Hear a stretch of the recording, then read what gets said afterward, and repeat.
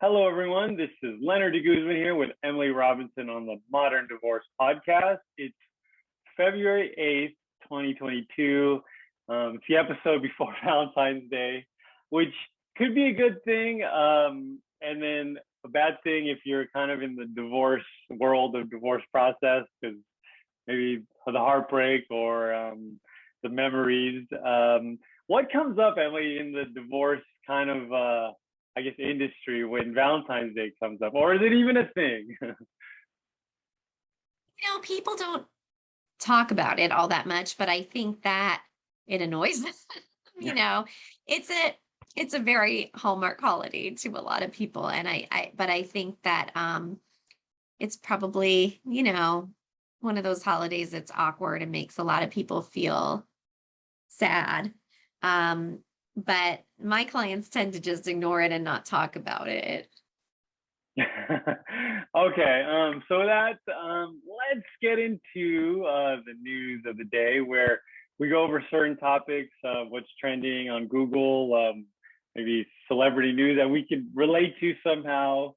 And there's always some financial stuff that Emily can break down for us. So the first story of the day has to do with the Kardashians. They dominate everything. I thought they were going away, but it turns out they have a Hulu show. The big story is the Kim Kardashian, Kanye West divorce proceedings thing. So here's, according to E! News, is why Kim Kardashian and Kanye West divorce is stalled despite her efforts. So they're exchanging some harsh words on social media, and it's been nearly a year after she filed for divorce.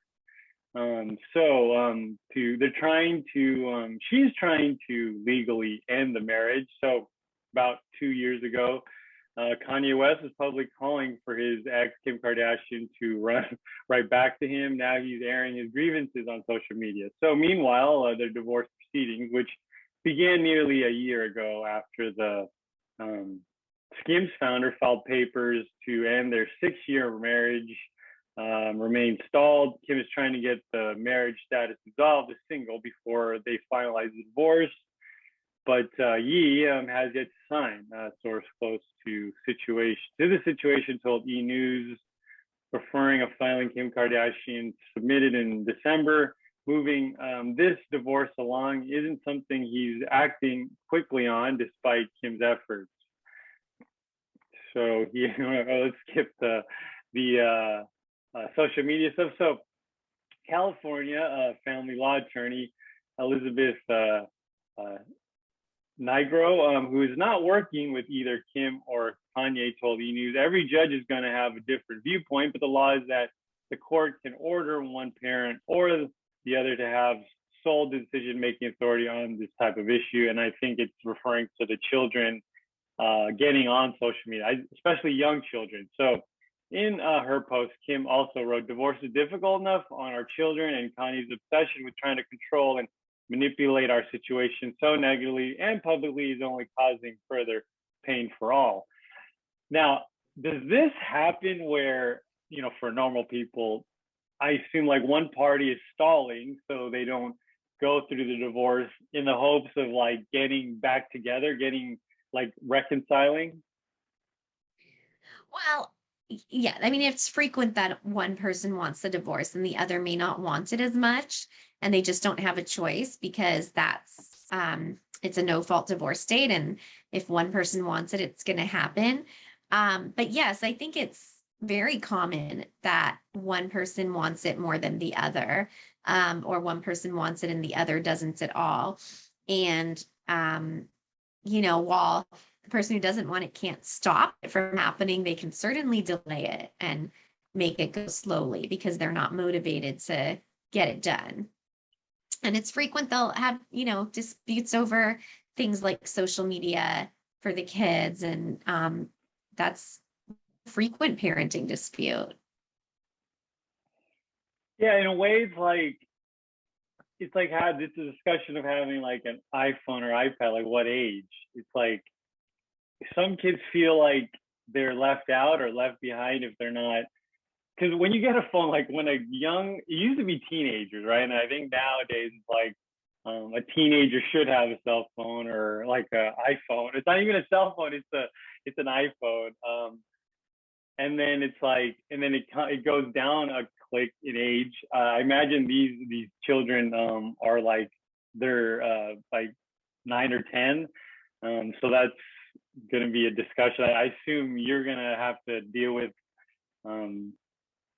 more and more. It is. And you know what's funny is parents like make these decisions every day when they're still together and you may not agree, but you find a way to compromise because you're married and don't have a choice. But once people are divorced and they set up their own separate homes, it's harder because you have different rules in your different homes. But yes, like I have a 9-year-old and he always wants to be on the phone or computer playing video games. And you have to figure out, where's that line about for social media and stuff like that. Luckily, mine hasn't even asked about social media yet. He's just into video games, but I know that's coming. I find it interesting that these social media founders, like these tech founders, they don't let their kids even have a phone until, like, I assume, like, till they're, I don't know, a mature teenager. And that's the Yeah, people because they making know. it. Yeah, they know it's toxic. So I find that interesting where they just roll it out to the public and then privately they're like, get off it. Not yet. So, it's something we're going to have to deal with more and more. Yeah, yeah, it is. But yeah, they know what kind of stuff gets put on there and what kids are going to get exposed to. And so they don't want their own kids on it. And I know there's parental controls and you can put up blocks and things, but they're going to see it at school. I mean, my kids know so much stuff from things they've seen from other kids at school that, they haven't actually watched at home. It's just how it is. So, like, my nephew knows about Squid Games, and that's a very adult TV show, and he knows about it, and his friends do too. So, Mine too. And of course, they want to watch it. And I'm like, no. But yet they find like Squid Game memes and Squid Game Roblox game. And, one kid brings something about Squid Games to school and it's just never ending. all right, let's go to another topic here. NPR seems like a solid place to get news. And it's kind of boring, but I like their news. I listen to some of their stuff. So something from them is an article about student loan debt. So even divorce might not free you from your ex's student loan debt. So there's a story here. So Angela Powell met her prince during freshman year of college. She had dreams of a happy marriage, successful career, and a couple of great kids. After graduation, got married and started on the other two attending business school while her husband got his law degree before the two settled down to start a family in Arizona. Around that time, they decided to consolidate their loans under a new Department of Education program for married couples. The perks were high, a low interest rate, and their debt, and only one payment to worry about per month. I think it was a big deal because we were going to pay all this off. We're going to be married forever, right? Powell said. So fast forward to the housing market crisis in 2009, 2010, not a happy marriage anymore. Everyone loses their jobs. So after the divorce, Powell's divorce with her ex-husband sourced. So documents reviewed by NPR show that he has not made regular payments to the loan since 2016. That's despite the fact that he'd originally taken out almost double her debt through consolidation. They were now on the hook for nearly $200,000, so more than 5 times the amount of Powell's initial loan. So she says, I'm stuck with having this thing on my back and knowing that at the end of the day, if he chooses not to pay, guess what? My monthly payment is $1,942. So more than 14,000 bars participate in this short-lived program, which Congress shuttered in 2006. seemed like a simple concept. Joint consolidation loans allowed for people to have one single payment with a lower interest rate. The problem came when trying to separate loans in the case of divorce or domestic violence. The program has no way to disentangle the debts. So the student loan, it's kind of, I guess it would be classified under the debt you would take on, like they said, it was consolidated, just like, I don't know, like a mortgage, right? Yeah. So, yeah, that's tough because creditors don't care what you agree to in divorce necessarily. You can agree you split the debt, or one person takes it all, or you can agree to whatever you want in your court order, but the creditors don't care. If your name's on it or they think that you have any liability for it, they'll still go after you. So, what we'll typically do is put in indemnification clauses that say, you know, this spouse agrees to take on this and that spouse agrees to take on that. But should a creditor ever go after the wrong person, the spouse will indemnify, the other person by paying them back, paying them their legal fees if necessary. I mean, as long as you're paying what you're supposed to pay, typically the creditor won't go after your spouse because they're getting their money. So this usually happens when somebody stops paying. But you can't always get things unconsolidated or get somebody's name off of a mortgage, even if you're keeping the house. So this is the way we try to protect you if you end up being the person to take on the loan. All right, let's go to a feel-good story here. So this is from today.com. I divorced my husband, but I kept my mother-in-law. When my marriage fell apart, I was scared of losing the special relationship I built with my mother-in-law. I wasn't sure I could live without the woman who had become such a close friend over the years. So this is a Valentine's story. So this Valentine's Day, we're celebrating a different kind of love, the love between friends.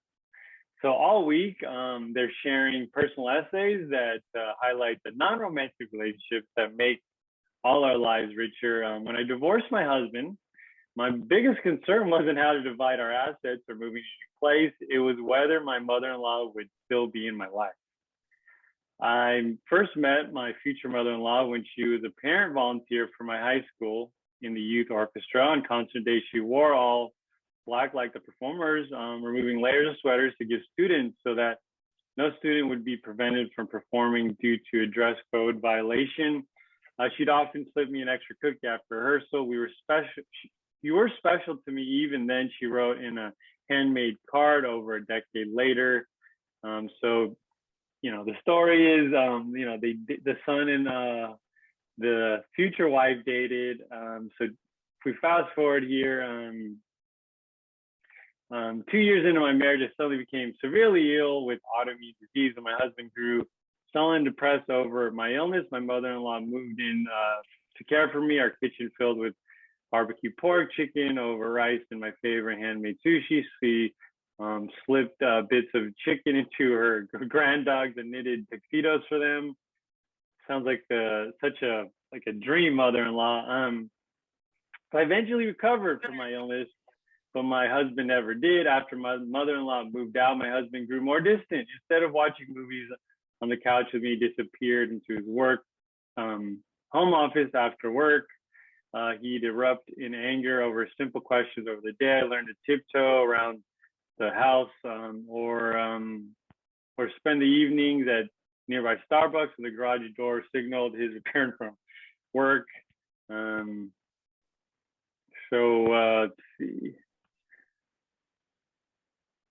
So I couldn't live without my ex, but I wasn't sure I could live without the woman who became such a close friend over the years. How uncommon is this for you to hear? It's more common than you'd think. A lot of times people get really close with their in-laws.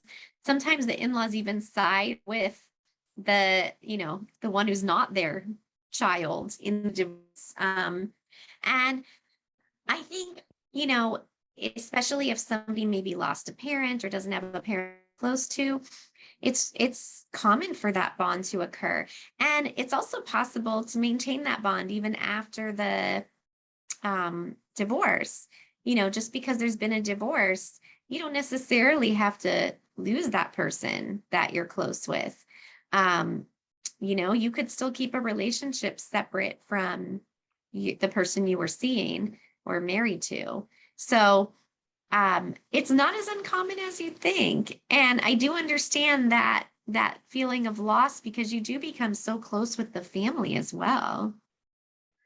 Yeah, it's interesting. So Valentine's Day we associate with like the romantic love. I think it's like it's like the Greeks have three. Like there's like I think agape, which is like love for God.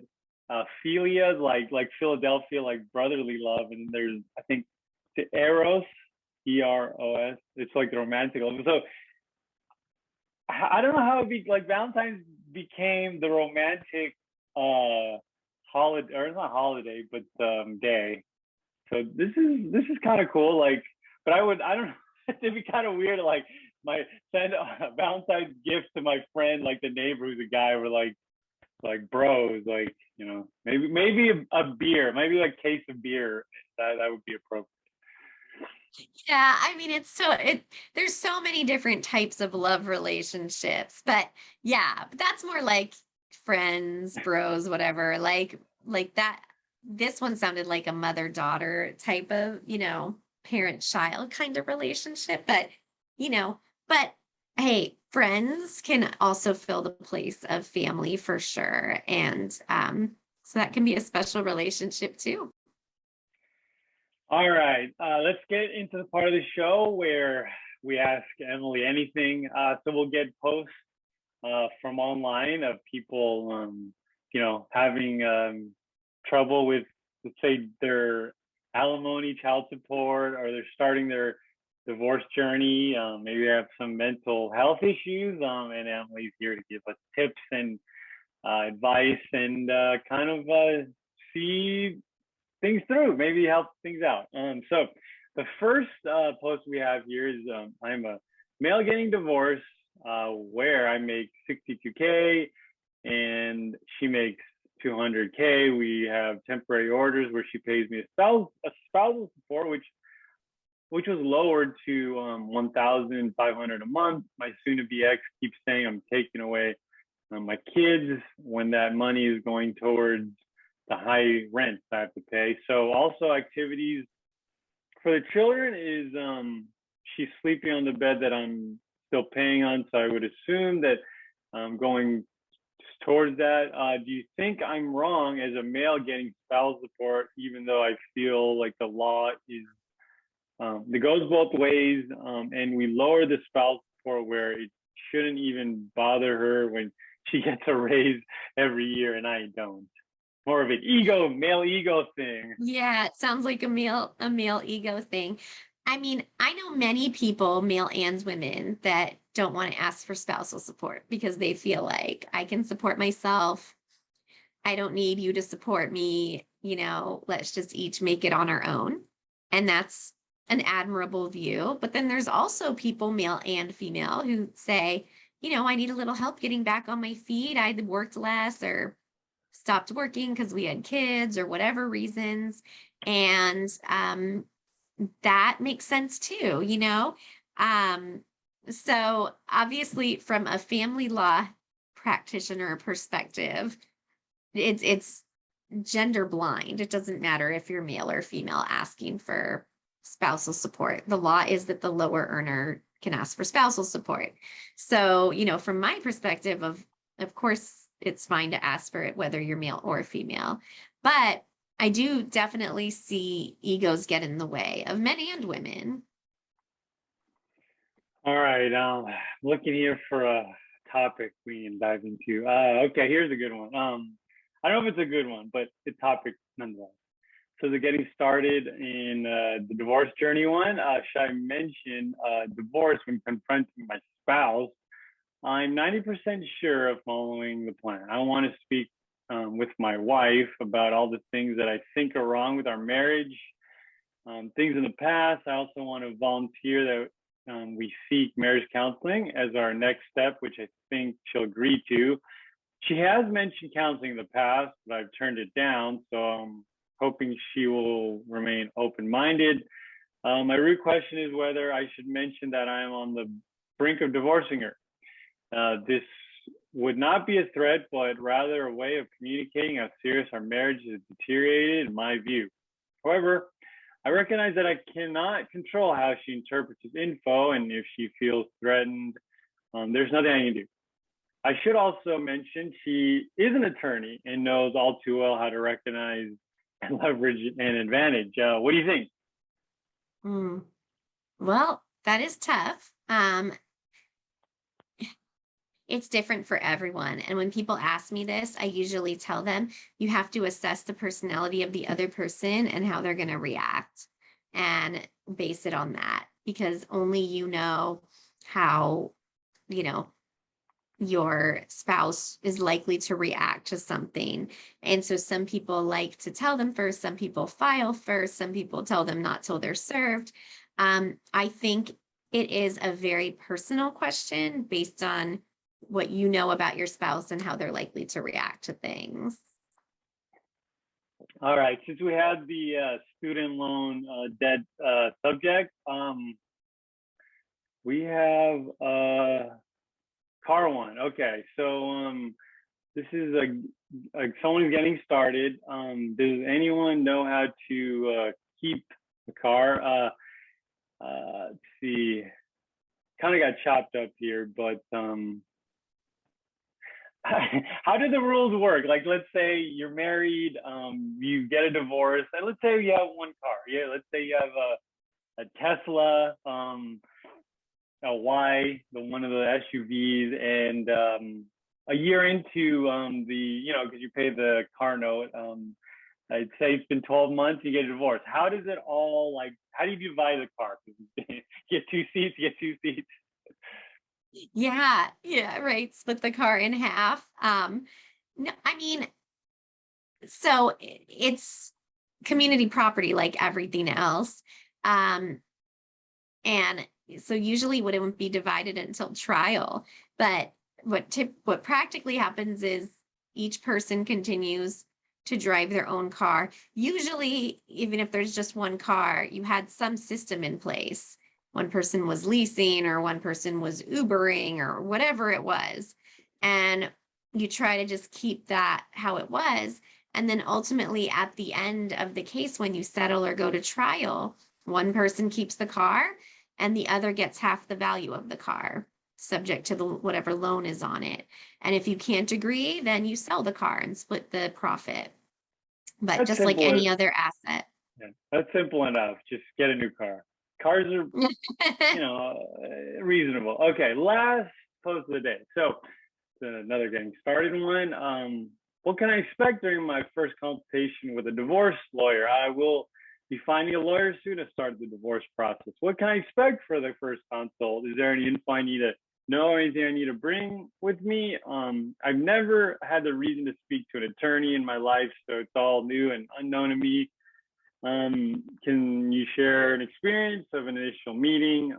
What info do they provide about any steps? That's a good question. I think part of the initial meeting is to interview each other to see if you're a good fit and if that lawyer can help you with whatever your issues and concerns are, and to see if you get along. You're not typically going to get into too much of the substance on the case because you haven't hired that person yet. You're just trying to see, how you would work together.